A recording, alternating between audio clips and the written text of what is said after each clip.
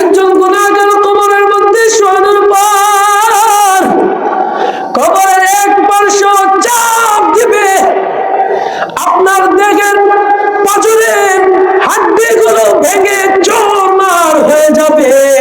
কবরস্থ কইরা দাও, লাশ দুর্গন্ধ হইয়া যাইবে।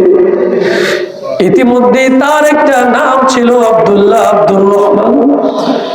প্রাণ পাখিটা দেহ থেকে যাওয়ার পর তাকে কেউ আব্দুল্লাহ বলে ডাকবে না, বাবা বলে ডাকবে না। সন্তান বাবা বলে ডাকবে না, মা বলে ডাকবে না,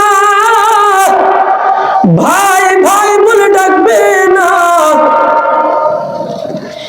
ভাতিজা চাচা বলে ডাকবে না।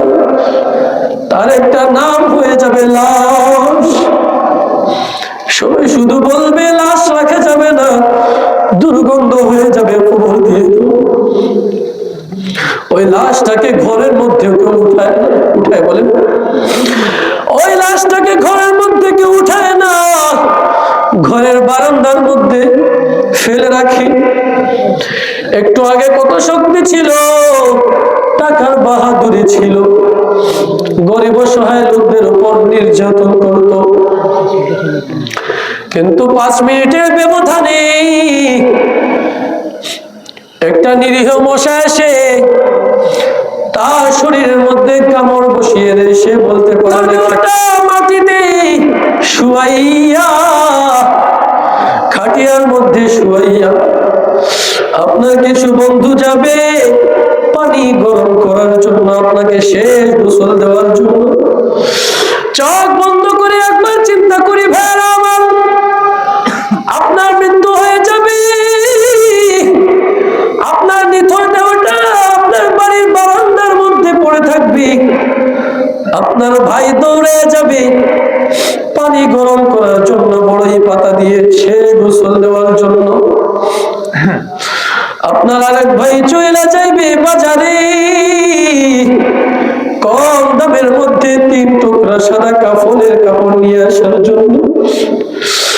আরো কিছু বন্ধু বান্ধব যাবে বাগানের মধ্যে কবর খনন করার জন্য। সবগুলা আপন মানুষ আপনার ওই নিথর দেওয়াটা কি কাঁধের মধ্যে নিবে। যারা কাঁধের মধ্যে নিবে, মাটির মধ্যে শোয়াইবে, একটা মানুষ আপনার শত্রু না, সবাই আপনার বন্ধু। একটা মানুষ আপনার শত্রু না, কেউ আপনার ভাই হয়, কেউ আপনার বাবা, কেউ আপনার চাচা, কেউ আপনার দাদা, কেউ আপনার দাদা। খাটিয়াটাকে বহন কইরা ঠান্ডা মাটির মধ্যে শোয়াইয়া দিবে, ঠান্ডা মাটির মধ্যে শোয়াইয়া দিবে। যখন আপনাকে কবরস্থ করা হবে, কবরস্থ করার সাথে সাথে সুয়াল জবাব শুরু হয়ে যাবে। আপনি যদি বদ আমলকার হন, আপনি যদি বদ আমল করে থাকেন, তাহলে কবর বলবে, কবর আপনার সাথে ভালো আচরণ করবে না।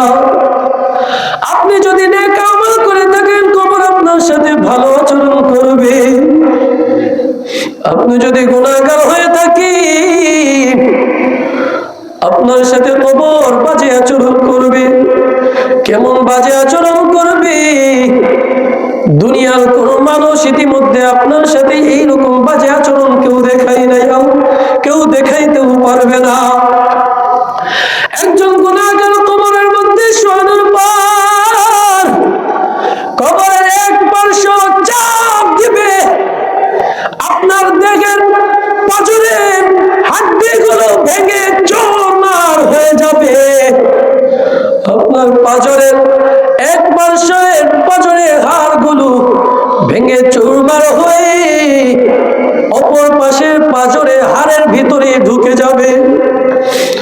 ভাইয়ারে আমার, সাপ নিযুক্ত করা হবে। দুনিয়ার 5 ওয়াক্ত নামাজের সময় মুয়াজ্জিন আমাদেরকে ডাকি,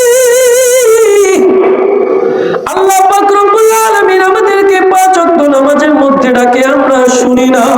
একদিকে আযান হয়, অপরদিকে আমরা কাজের মধ্যে ব্যস্ত হইয়া পড়ি।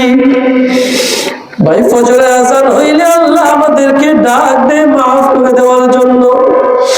চোখ বন্ধ কইরা ফিকির করেন ভাই, আল্লাহ আমাদেরকে ভালোবাসেন, মাফ করে দিতেও পছন্দ করেন।